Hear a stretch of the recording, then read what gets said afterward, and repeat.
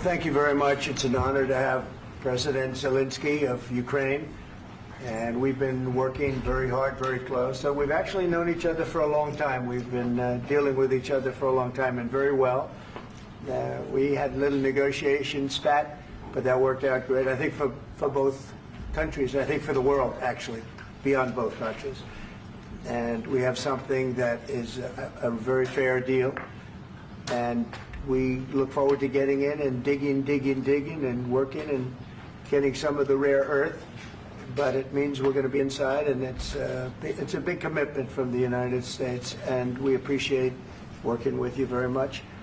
And we will continue to do that. We have had some very good discussions with Russia. I spoke with President Putin, and we're going to try and bring this to a close. It's something that you want and that he wants. We have to negotiate a deal. But we've started the confines of a deal, and I think something can happen. The big thing is the number of soldiers, mostly at this point, but soldiers being killed. You're losing thousands of soldiers. So on both sides, we're losing a lot of soldiers, and we want to see it stop. And we want to see the money get put to different kinds of use, like rebuilding. And we're going to be working very hard. But we've had a lot of very good conversations. I will say until we came along, the Biden administration didn't speak to Russia whatsoever. They didn't speak to anybody. They just allowed this to continue. And I will say that, I'll say in front of you, you've heard me say it 1,000 times, if I were president, this war would have never happened. We would have had a deal negotiated for you without having to go through what you've gone through. But your soldiers have been unbelievably brave. We've given them great equipment, but somebody has to use the equipment. They've been unbelievably brave, and we give them great credit. This was supposed to be over very quickly, and here we are 3 years later. So I give tremendous credit to your generals and your soldiers and yourself, in the sense that it's been very hard fighting, very tough fighting. They're great fighters. And you have to be very proud of them from that standpoint. But now we want to get it over with. It's enough, right? We want to get it over with. So it's an honor to have you here. Thank you very much for coming. We're going to sign the agreement at the conference in the East Room in a little while, right after lunch. And we'll be having lunch together. We're also discussing some other things. And we appreciate everybody being here. It's somewhat of an exciting moment, but the really exciting moment is when we when they stop the shooting and we end up with a deal. And I think we're fairly close to getting that, and an honor to have you. And please, I'd like to say something. No, thank you so much, Mr. President. Thank you for the invitation.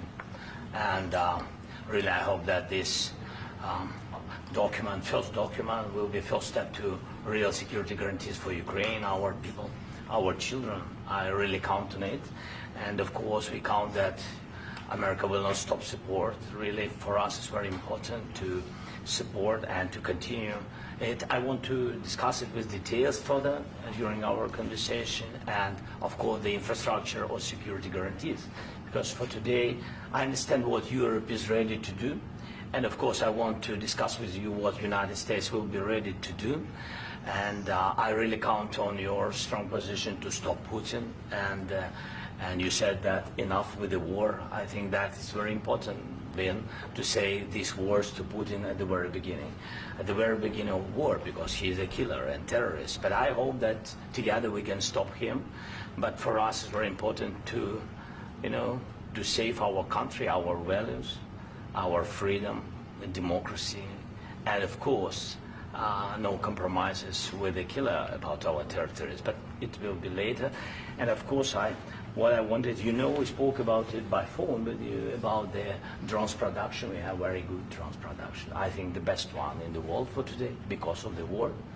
Yes, and of course, we need very much the air defense. You have the best air defense in the world, and really you helped us under attacks of Russians. And I want to speak how we can exchange the licenses. We're open to share the licenses of all our drones with you, of course, with the United States. And we need licenses for quick production of air defense. Even after the war, we need our nation to be calm, that we are secure. So that's why we need this air shield. And of course, about this I want to speak about the contingents. I think that France and UK already spoke to you, and we know that Europe is ready, but without the United States, they will not be ready to be as strong as we need.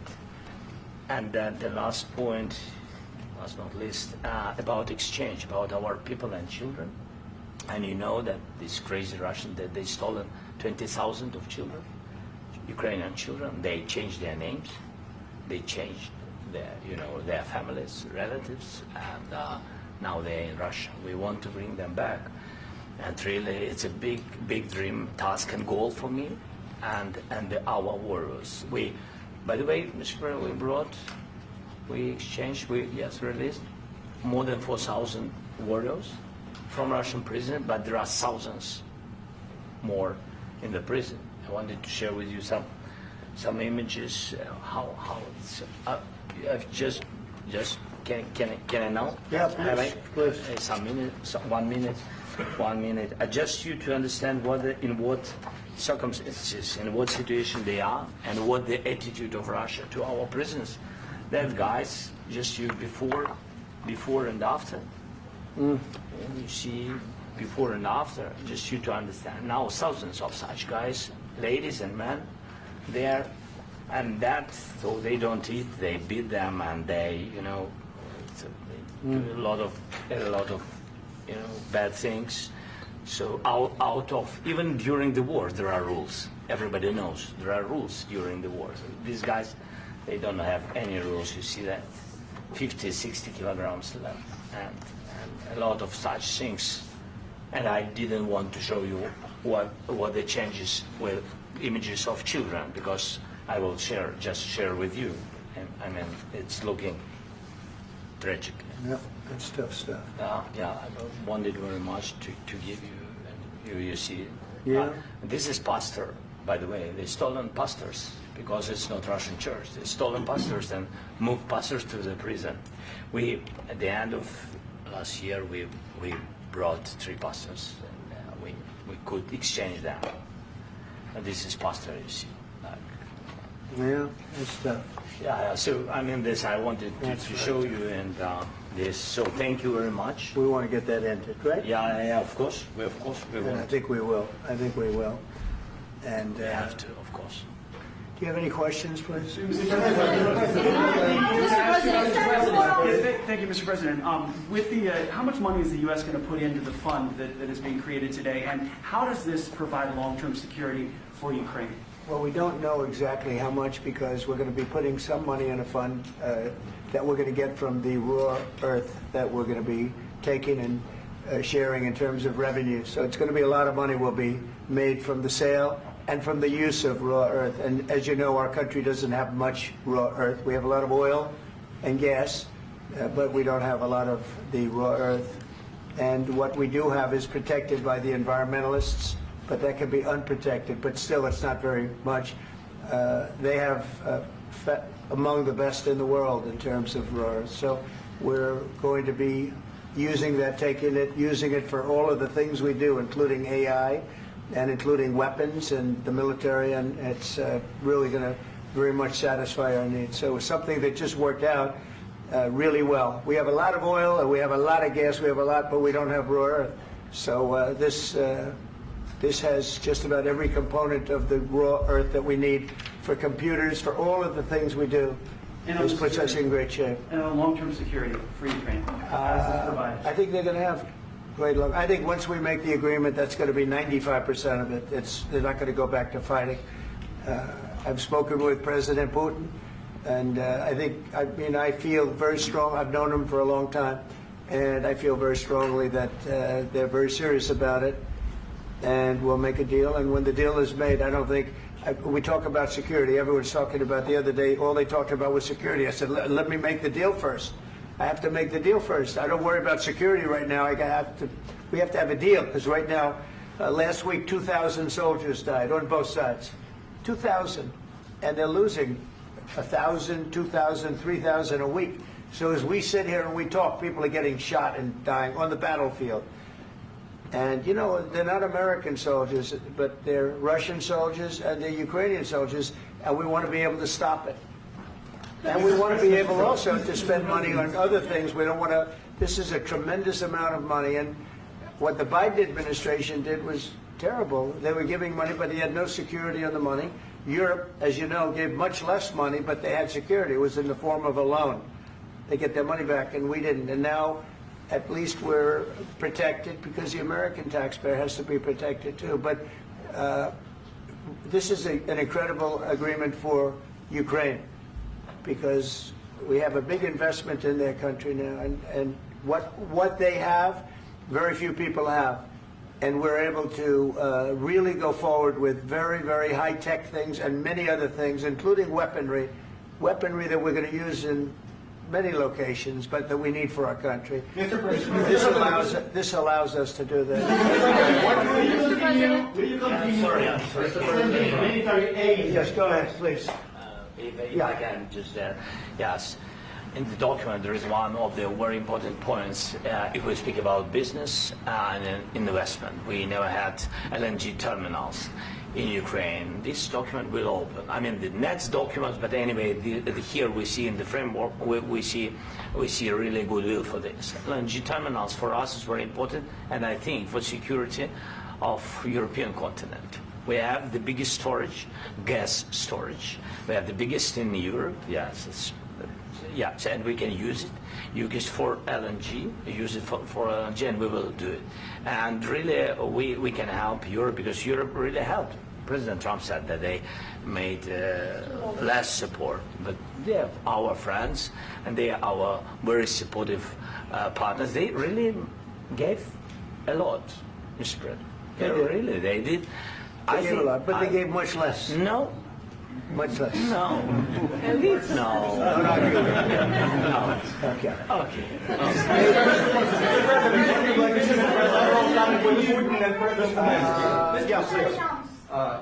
Mr. President Trump, you have repeatedly called the deal with Ukraine as a historical one. And as a President of the United States, you make historical decisions in other issues which affect America and other world. So what place in the world history do you want to take? And do you associate yourself with any famous historical figures? Yeah, I'd say George Washington, Abraham Lincoln. I would say I'm far superior to George Washington and Abraham Lincoln. Now, you know I'm only kidding, right? Because when I say that, the fake news is going to go wild. They're going to say he considers himself to be better than Washington. But you never know. You never know. I don't compare myself to anybody. I'm here to do a job. We've had a great 35 days or whatever it might be, a month, a little more than a month. We've accomplished tremendous amounts. Not only this would be a very great achievement if we could get the war stopped and get them back to normalization. I think that's going to happen. We've had very good talks on both sides, as you know. But I think we've done a very good job, just generally. If you look at all of the things we've done in 30 days, they're saying there's never been a opening for a president. The first month, there's never been a first month like we've had. And this is one of the very important things. This, to me, is one of the most important things because we have tremendous death taking place as we speak, and I don't want to have that. You know, think of the parents, whether they're in Russia or Ukraine, think of the parents of all these people being killed needlessly. They came to our territory. Should have never started. This would have, if I were president, this would have never started. Mr.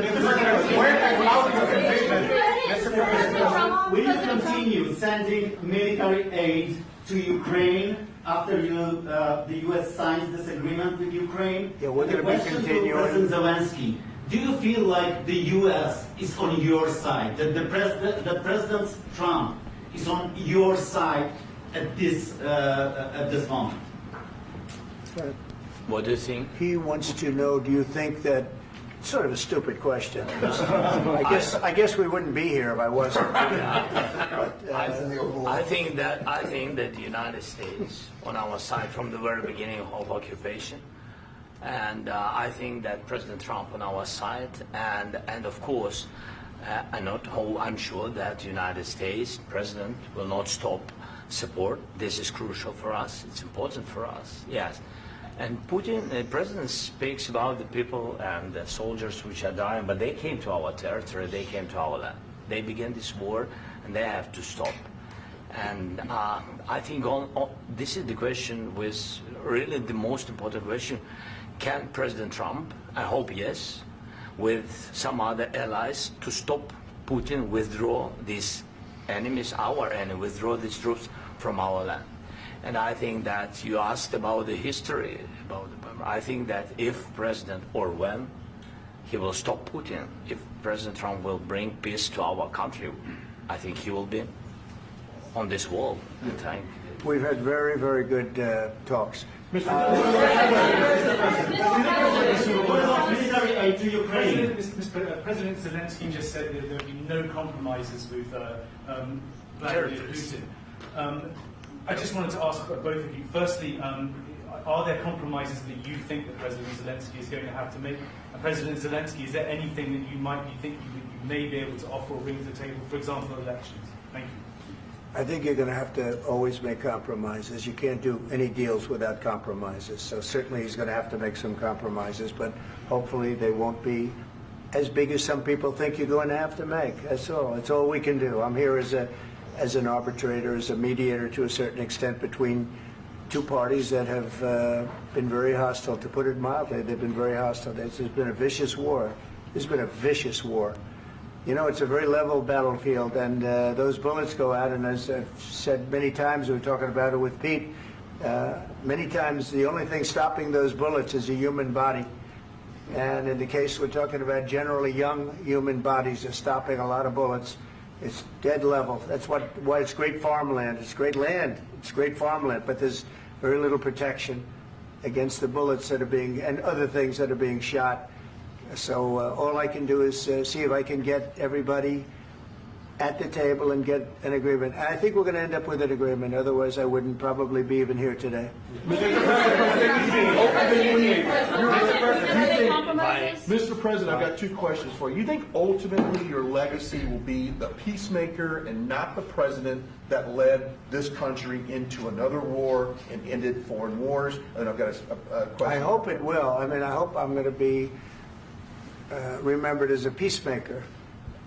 This would be a great thing if we could do this. I'm doing this to save lives more than anything else. Second is to save a lot of money, but I consider that to be far less important. So I hope I'm going to, thank you, Brian, for that question. It was a nice question.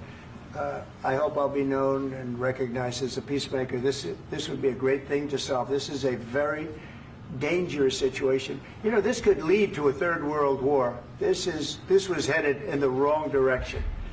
If this election were lost, if we didn't win this election, and by we won it by a lot, that was a mandate. We won every swing state. We won the popular vote by millions and millions of votes. We won everything. The districts, you look at the areas of red, take a look at a map. This was a big mandate, and this was one of the things. I said, we're going to get this thing settled. If we didn't win, I think this could have very well ended up in a third world war, and that would not have been a good situation. What was your second question? And my second question for President Zelensky: why don't you wear a suit? You're at the highest. Why don't you wear a suit? You're at the highest level in this country's office, and you refuse to wear a suit. Just want to see if do you own a suit? Yeah, problems. A lot of Americans have problems with you not Really? respecting the dignity of this office. I will wear a costume after this war will finish. Okay. Yes, maybe one. Maybe something like this. Something like Yes, yours. sir. Yes. That'd be great. Maybe something better. I don't know. We will see. Maybe something cheaper than. Yeah. Thank you. Thank you. President Trump. Thank you, President Trump. You said yesterday that you. Are you going to send more arms to Ukraine in case there's no peace? Yeah, we're going to have arms to Ukraine, yeah, sure. Hopefully I won't have to send very much, because hopefully we're going to have it finished. We're looking forward to finishing this quickly. We're not looking forward to sending a lot of arms. We're looking forward to getting the war finished so we can do other things. But we very much appreciate the agreement, because we needed what they had, and we're treating, you know, our country is now treated fairly. Biden didn't do that. He didn't know what the hell he was doing. This should have never happened. This should have never started.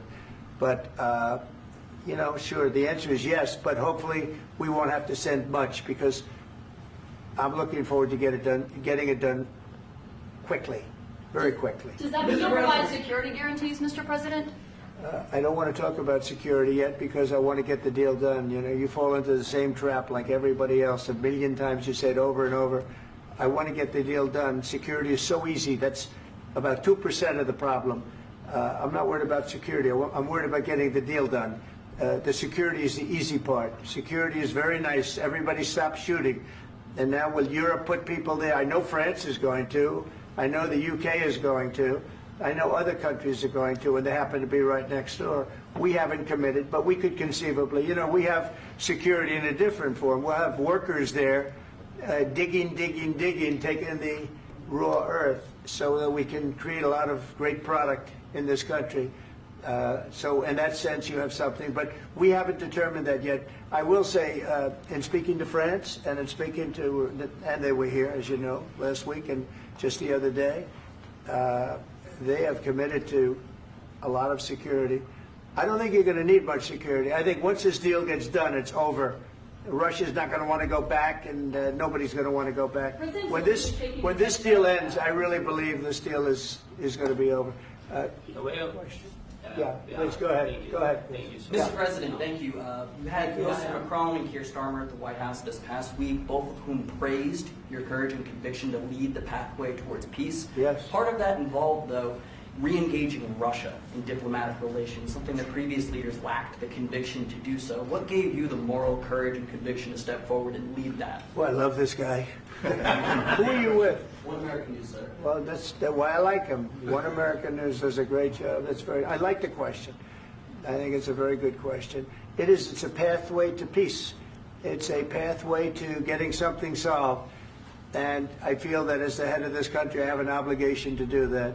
Plus, you know, we're very much involved. We got involved. It's too bad we got involved, because there should have been no involvement, because there should have been no war. And there shouldn't have been October 7th. That would have never happened. As you know, Iran was broke.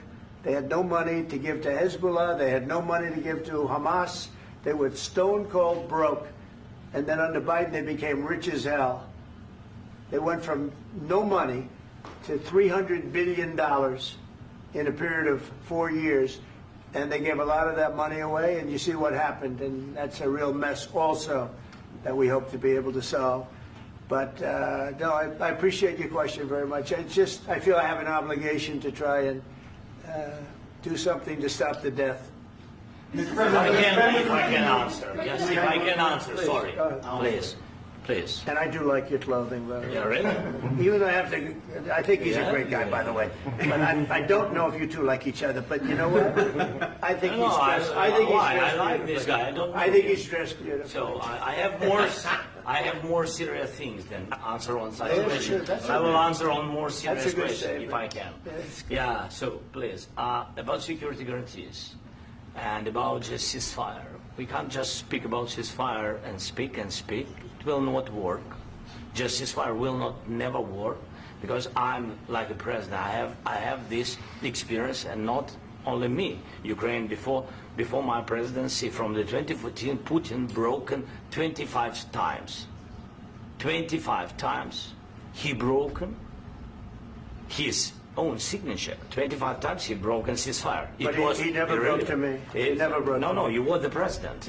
You were the president during. He never broke to me. In 2016, you've been the president, Mr. President. You've been the president, but he had, of course, not with you, but he had during those periods. He had conversations with our side, and we had Normandy format. You know, the France, Germany, Ukraine, and Russia, and he broken 25 times. That's why we will never accept just ceasefire. It will not work without security guarantees. Security guarantees, maybe President is right about this document and other, but this document is not enough. Strong army is enough, because his soldiers afraid, Putin's soldiers afraid of our soldiers when we're strong enough. If we are not strong enough, if we are empty, if our storage is empty, we can't defend our land. Today, you know, he knows that we have, all the world knows that we have meeting, yes? Why he's using ballistic? Putin today using ballistic on our hospitals, schools, and etc. Ballistic. So he knows that we are here and that President Trump is really have goodwill to stop this war. And you hear now the president. So why he's using? So he doesn't want to stop. He doesn't want. But I hope that we will do it. Really, we'll do it.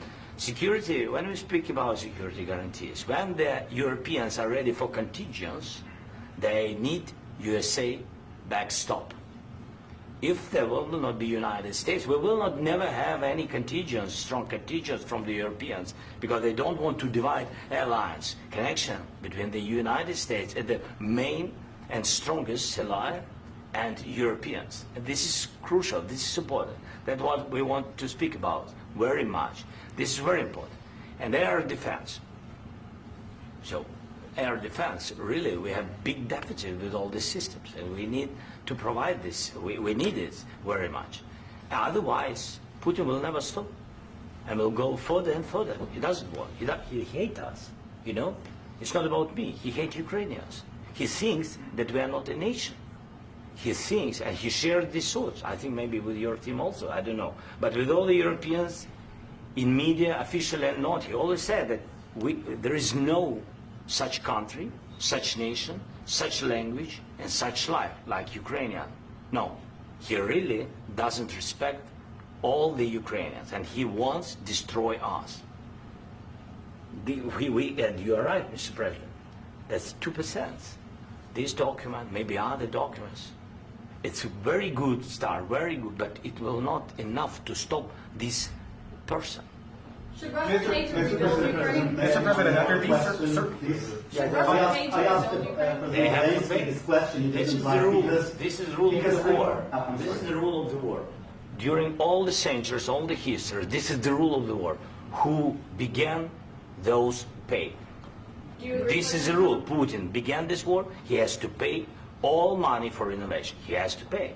Of course, some Russian assets, what we have in Europe, about 300 billion, we can use them. We can use for innovation and buy military support from the United States also. We can do it, but it's not enough. It's not enough. I asked the question that you didn't like, a trilateral summit because I want to know. Wait, 1 second. I asked this question that you didn't like because I wanted to know if you want to position yourself in the middle between Russia and Yes. Ukraine, or on the Ukraine's No, I'm in the middle. I want to solve this thing. I'm for both. I want to get it solved. And it's wonderful to speak badly about somebody else, but I want to get it solved. If we can solve it, great. If we can't solve it, they're going to have to fight it out, and who knows what's going to happen. But I want to see it get solved. May I follow up? One more question about U.S. troops in Europe. After Russian invasion of Ukraine, your predecessor sent additional troops to Eastern Europe, including Poland, my country. Yeah. Are you committed to keeping these troops on the eastern flank of NATO in the future? I'm very committed to Poland. I think Poland has really stepped up and done a great job for NATO. As you know, they paid more than they had to. They are one of the finest groups of people I've ever known. I'm very committed to Poland. What about Baltics? Poland's in a tough neighborhood, you know. What about the Baltics? The Baltics, they got a lot of, it's a tough neighborhood too, but we're committed. We're going to be very committed, and we're committed to NATO. But NATO has to step up, and the Europeans have to step up more than they have. And I want to see them equalize, because they are in for far less than we're in, and they should be at least equal. You understand that? Why is the United States, we have an ocean in between, why is the United States in for so much more money and other things as Europe? With that being said, and as you said, they've also been obviously very helpful, but we have put in far more than they have, and I think they should equalize. Mr. President, Please, go ahead. ask you about the agreement again today. What changed between the first time that Secretary Vance gave President Zelensky the agreement and today for the signing? We made a deal. So What was the I'm just- deciding factor? I'm a business person. We made a deal. That's what changed. Along with minerals. I didn't think we were going to make a deal, and We ended up making the deal, so that changed. Mr. President, what and how do you envision a trilateral summit with President Zelensky and Putin? I don't know, but These well, they circumstances? don't like each other. I can tell you that. Okay? They do not like each other. This is not a love match, and it's unfortunate. That's why you're in this situation. The United States should not have allowed this to happen.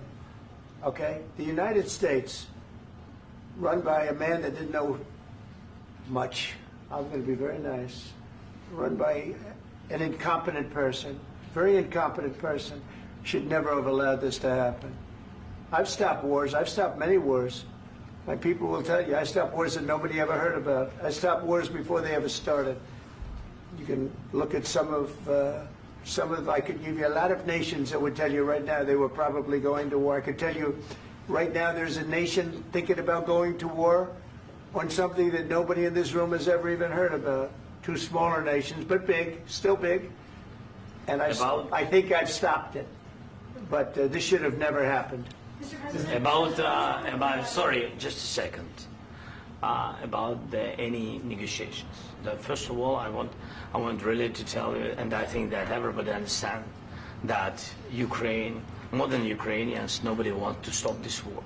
But at the future, any negotiations, it's understandable that two sides of the war, not Russia and the United States, because this is not the war between Russia and the United States. This is war of Russia against Ukraine and Ukrainian people. So these two sides will be at the anyway will be at the negotiation table. Then of course United States, like the strongest partner of the Ukraine, and of course Europe.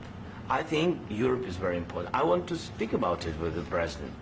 Yes, Europe is very important for us because we really defend Europe for today. All Europeans really recognize that we are defending line and they have real life and our people are dying. That's why they helped us. And also it's about the NATO. Yes, between, like the President said, you have big, nice ocean. Yes, between us. But if we will not stay, Russia will go further to Baltics and to Poland, by the way. But first to the Baltics. It's understandable for them because they've been in the USSR. You know, they've been one of the republics of the USSR, and Putin wants to bring them back to his empire. It's a fact. And when he will go there, if we will not stay, you will fight. Your American soldiers, it doesn't matter, do you have ocean or not, your soldiers will fight. Mr. President, would you be willing to visit Ukraine, maybe Kiev or Odessa, which is going to be a third year of the Black Sea? It was my question. I'm sorry. I don't want to talk about Odessa now. Let's not talk about Odessa. I want to talk about making a deal, getting peace. We don't have to talk about Odessa, but a lot of cities have been destroyed. A lot of cities that are not recognizable. There's not a building standing. No. And a lot of things have Mr. happened. President, you have to come and to look. No. We have very good cities. Yes, a lot of things have been destroyed, but mostly cities alive, and people work, and children go to school. Sometimes it's very difficult. Sometimes closer to front line, children have to go to underground schools or online, but we live. Ukraine is fighting, and Ukraine lives. This is very important. And maybe it's Putin is sharing this information that he destroyed us. You know, he lost 700,000 people, 700,000 soldiers. He lost everything. Yes. So, Mr. President, one more. I mentioned Poland. Please, go ahead. When did you last speak with President Putin, and what did he say that? A couple of days ago. And what did he tell you that gave you the assurance that he wanted peace? Well, that's what I do. My whole life is deals. I know pretty good. And I've known him for a long time. I've dealt with him for a long time. He had to suffer through the Russia hoax. You know, Russia was a hoax. It was all Biden. It was nothing to do with him. So he had to suffer through that, and he was able to do that. I think that he wants to make a deal, and he'd like to see it end. That's all I do. That's what I do. My whole life, that's what I do is make deals. And I'm in the middle of a mess because this is a real mess. It's a very dangerous one. If this doesn't get solved now, it's not going to get solved for a long time. So I hope we're going to get it solved. In the back, please. Thank you, Mr. President. Prime Minister Starmer claimed repeatedly that his government believes in free speech and was not engaged in censorship. But his country's government arrests people for memes and thought crimes, and even more worrisome is pressuring American companies to censor Americans on his behalf. How can he be a reliable, trustworthy partner when he says things that are demonstrably false on such an important topic? Well, we actually spoke to him about that yesterday, and we thought they took it very, very much too far. JD was very strong on it. So was I. So was Marco. And we've been speaking to him about it. Marco, would you like to say something about that? We have concerns, obviously, with the conduct of theirs, particularly as it impacts Americans. And there's real concern that American speech, which is online, could fall into the hands of British or any country's jurisdiction. And so this is a point the Vice President made of Munich, and I think it's a very compelling one, that what unites us with Europe, as much as anything else, is these shared values, and one of them being free speech. And so if Americans are threatened by it, we're going to need to take action in that regard. Mr. President. It's actually a very important question. We spoke about this in detail with the Prime Minister, the Foreign Secretary, and others at lunch yesterday, and I know that Secretary of Commerce Lutnick followed up in private meetings last night. This is really important. We believe Americans have the right to speak their mind, even if we in this room disagree with them. They have the right to speak their mind in the public square, which is often online these days. And we're going to defend that right as it pertains to American companies and American citizens vigorously if we have to. I do think that under the President's leadership, we're going to find common ground with our friends in the UK on this question, but it remains to be seen. The principle that will guide us is we believe in free speech in this country, and we'll fight for it for American citizens. Mr. President, on the deal, is there any other oil and gas component to the deal? Is it all critical? A little bit. We'll see. On LNG? But we're not really looking for that so much. We got a lot. We have more than anybody in the world, by far. So no, we're not talking about it too much, but a little bit. I think it affects also, but for the most part, no. And sir, is there any agreement from Ukraine to purchase U.S. LNG as part of the deal, or is that on the table at all? No, we don't need that. Mr. President, I just wanted to ask you about, you just mentioned that you guys spoken to Vladimir Putin a couple of days ago. Just to be clear, that's a new call, not the one that you... I've spoken to him on numerous occasions. Okay. And how was the latest call? What did you discuss? How did it go? Are you serious with that question? I am. I'd love to know. It went well. I think we're going to have a deal. On the minerals deal, Mr. President, some of those minerals are in the east of Ukraine, not far from the front lines and in areas that Russia has occupied. Will you direct President Putin to withdraw his forces from those areas if there's U.S. interest? Well, we'll take a look at the time. We have a lot of area. It's a very big area we're talking about, so we'll take a look. I'll study that and I'll see. And who would protect those minerals if they are U.S. interests? Would that be Ukrainian forces? They'll be protected. The agreement will protect them. U.S. The agreement, yeah, we're signing an agreement. Right, but what if Russia tries to invade or there's Russian aggression in those spots? I just told you I don't think that's going to happen. And if that were going to happen, I wouldn't make a deal. If I thought that was going to happen, I wouldn't make a deal. Some people may wonder why. You know, you ought to focus on CNN on survival, not asking me these ridiculous questions. Focus on surviving, because CNN's got such low ratings. I don't think they're going to survive. Let's go. Please, go ahead. I already mentioned Poland. Poland was under Russian control for decades after the Second World War. When I was a kid, I looked at the United States not only as a most powerful country, richest country in the world, the country that has great music, great movies, great muscle cars, but also as a force for good. And now I'm talking with my friends in Poland, and they are worried that you align yourself too much with Putin. What's your message for them? Well, if I didn't align myself with both of them, you'd never have a deal. You want me to say really terrible things about Putin and then say, "Hi, Vladimir, how are we doing on the deal?" That doesn't work that way. I'm not aligned with Putin. I'm not aligned with anybody. I'm aligned with the United States of America and for the good of the world. I'm aligned with the world, and I want to get this thing over with. You see the hatred he's got for Putin. It's very tough for me to make a deal with that kind of hate. He's got tremendous hatred, and I understand that, but I can tell you the other side isn't exactly in love with, him either. So it's not a question of alignment. I'm aligned with the world. I want to get the thing set. I'm aligned with Europe. I want to see if we can get this thing done. You want me to be tough? I could be tougher than any human being you've ever seen. I'd be so tough. But you're never going to get a deal that way, so that's the way it goes. All right, one more question. Hey, I want to respond to this. So look, for 4 years in the United States of America, we had a president who stood up at press conferences and talked tough about Vladimir Putin, and then Putin invaded Ukraine and destroyed a significant chunk of the country. The path to peace and the path to prosperity is maybe engaging in diplomacy. We tried the pathway of Joe Biden of thumping our chest and pretending that the President of the United States' words mattered more than the President of the United States' actions. What makes America a good country is America engaging in diplomacy. That's what President Trump is doing. Can I ask you? Sure. Yeah? Yeah. Okay. So he occupied our parts, big parts of Ukraine, part of East and Crimea. So he occupied it on 2014. So during a lot of years, so I'm not speaking about just Biden, but those time was Obama, then President Obama, then President Trump, then President Biden, now President Trump, and God bless, now President Trump will stop him. But during 2014, nobody stopped him. He just occupied and took. He killed people. You know what the contact line? 2015.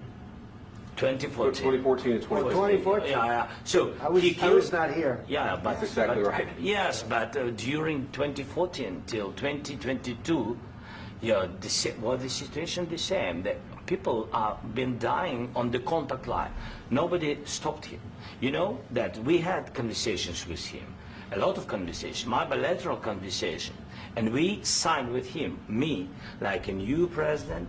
In 2019, I signed with him the deal. I signed with him, Macron and Merkel, we signed ceasefire. Ceasefire. All of them told me that he will never go. We signed him with gas contract. Gas contract. Yes, but after that, he broken this ceasefire. He killed our people and he didn't exchange prisoners. We signed the exchange of prisoners, but he didn't do it. What kind of diplomacy, JD, you are speaking about? What do you mean? I'm talking about the kind of diplomacy that's going to end the destruction of your country. Yes, but if you are Mr. not President, strong- Mr. President, with respect, I think it's disrespectful for you to come into the Oval Office and try to litigate this in front of the American media. Right now, you guys are going around and forcing conscripts to the front lines because you have manpower problems. You should be thanking the President for trying to bring it into this conflict. Have you ever been to Ukraine that you say what problems we have? I have been to. Come once. I've actually watched and seen the stories, and I know what happens is you bring people, you bring them on a propaganda tour, Mr. President. Do you disagree that you've had problems bringing people into your military? And do you think that it's respectful to come to the Oval Office of the United States of America and attack the administration that is trying to prevent the destruction of your country? A lot of questions. Let's start from the beginning. Sure. First of all, during the war, everybody has problems. Even you, but you have nice ocean and don't feel now, but you will feel it in the future. God bless. You don't know that. God bless. You don't God know bless. that. You will not have a war. Don't tell us what we're going to feel. We're trying to solve a problem. Don't tell us what we're going to feel. I'm not telling you. Because I'm you're in no answering on this position to question. dictate that. That's exactly what you're doing. You're in no position to dictate what we're going to feel. You We're will- going to feel very you will good. Feel influenced. We're going to feel very I'm good and telling very you, strong. You will feel influence. You're right now not in a very good position. You've allowed From the yourself very- to be in a from very the bad very position, beginning and he of the happens war. to be right about From it. the very beginning of the war. You're not Mr. in a good Brown, position. I was You don't have the saying- cards right now. With us, you start having I'm not playing cards. cards. Right now, you I'm don't. very You're playing serious, cards. Mr. President. You're I'm playing very cards. serious. You're I'm gambling the with the president lives of anymore. millions of people. You think- You're gambling with World War III. what you're You're thinking about? gambling with What are you World thinking War about? III. And We- what you're doing is very disrespectful to the country, this country. That's with back all to respect to you. you, Far I'm more than a lot of people said very they respect. should have. Have you said thank you once? This A lot entire of meeting? times. No, in this Even entire meeting, today. have you said thank Even you? today. You went to Pennsylvania and campaigned for the opposition in October. Offer some words of appreciation for the United States what of are you speaking America about? and the president who's trying to save your country. Please, you think that if you will speak very loudly about the war, you He's can... not speaking loudly. He's not Yeah. speaking loudly. Your country's in big trouble. Can I Wait a answer? minute. No. Can You've I done a lot answer? of talking. Your country is in big trouble. I know. You're not I winning. know. You're not winning this. You have a damn good chance of coming out okay because of Mr. us. President, we are staying in our country, staying strong from the very beginning of the war. We've been alone, and we are thankful. I said thanks You haven't in been this alone. cabinet, You and haven't not been only alone. in this We cabinet. gave you, through I this said stupid thank you. president, $350 billion. You voted we gave for you your military president. equipment, You and you voted men for are your brave, president. but they had to use our military. What about Vance? If you didn't have You our invited military me- equipment, you invited if me you to didn't speak- have our military equipment, this war would have been over in 2 weeks. In 3 okay? days, I heard it from Putin. In 3 days, this is something Maybe new. less. In 2 weeks, of course, yes. It's going to be a very hard thing to do business like this. I Again, tell you. just say thank you. I said a lot of times thank you to American people. Accept that there are disagreements, and let's go litigate those disagreements rather than trying to fight it out in the American media when you're wrong. We know that you're wrong. But you see, I think it's good for the American people to see what's going on. I understand, sir. I think it's I very understand. important. That's why I kept this going so long. You have to be thankful. You don't have the I'm cards. thankful. You're buried there. Your people are dying. tell you You're again, running I low know. on soldiers. Don't- Listen, don't please, you're running Mr. low on President. soldiers. It would be a damn good thing. Mr. And President. then you tell us, I don't want a ceasefire. I don't want a ceasefire. I want to go, and I want this. Look, if you could get a ceasefire right now, I tell you, you take it so the bullets stop flying and your men stop getting killed. Of course, we want to stop the war. But But you're I saying said- you don't want a ceasefire. But I said to you, I want a with ceasefire. guarantees. Because you'll get a ceasefire faster than an agreement. Ask our people about ceasefire, what they think. That wasn't It doesn't with matter me. for you what, that what wasn't this with me. means. It That was wasn't with you. a guy named Biden who was not a smart person. This That is was your- with, this that is was with your Obama. president. It was your president. Excuse me. That was with Obama, who gave you sheets, and I gave you javelins. Yes. I gave you the javelins to take out all those tanks. Obama gave you sheets. In fact, the statement is Obama gave sheets and Trump gave javelins. You got to be more thankful, because let me tell you, you don't have the cards. With us, you have the cards. But without us, you don't have any cards. One more question to Mr. Vice President. I'm sorry. It's going to be a tough deal to make, Um, because the attitudes have to change. What if Russia breaks ceasefire? What if Russia breaks peace talks? What do you do then? I understand that it's a heated conversation right now. What are you but saying? what if She's asking, what if Russia Putin breaks the breaks ceasefire? What if anything? What if a bomb drops on your head right now? But they have Okay? broken What if they ceasefire. broke it? I don't know. They broke it with Biden, because Biden, they didn't respect him. They didn't respect Obama. They respect me. Let me tell you, Putin went through a hell of a lot with me. He went through a phony witch hunt where they used him and Russia. Russia. You ever hear of that deal? That was a phony Hunter Biden, Joe Biden scam. Hillary Clinton, Shifty Adam Schiff. It was a Democrat scam. And he had to go through that. And he did go through it. We didn't end up in a war. And he went through it. He was accused of all that stuff. He had nothing to do with it. It came out of Hunter Biden's bathroom. It came out of Hunter Biden's bedroom. It was disgusting. And then they said, oh, the laptop from hell was made by Russia. The 51 agents. The whole thing was a scam. And he had to put up with that. He was being accused of all that stuff. All I can say is this. He might have broken deals with Obama and Bush, and he might have broken them with Biden. He did, maybe. Maybe he didn't. I don't know what happened. But he didn't break them with me. He wants to make a deal. I don't know if you can make a deal. The problem is, I've empowered you to be a tough guy.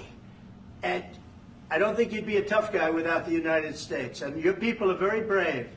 But you're either going to make a deal or we're out. And if we're out, you'll fight it out. I don't think it's going to be pretty, but you'll fight it out. But you don't have the cards. But once we sign that deal, you're in a much better position. But you're not acting at all thankful. And that's not a nice thing. I'll be honest, that's not a nice thing. All right, I think we've seen enough. What do you think? Huh? This is going to be great television, I will say that. All right. We'll see what we can do about putting it together. Thanks, sir. I need the back of this. We'll see. I don't know. All right, guys, come on. Wait, President. Hey, Guys, come on.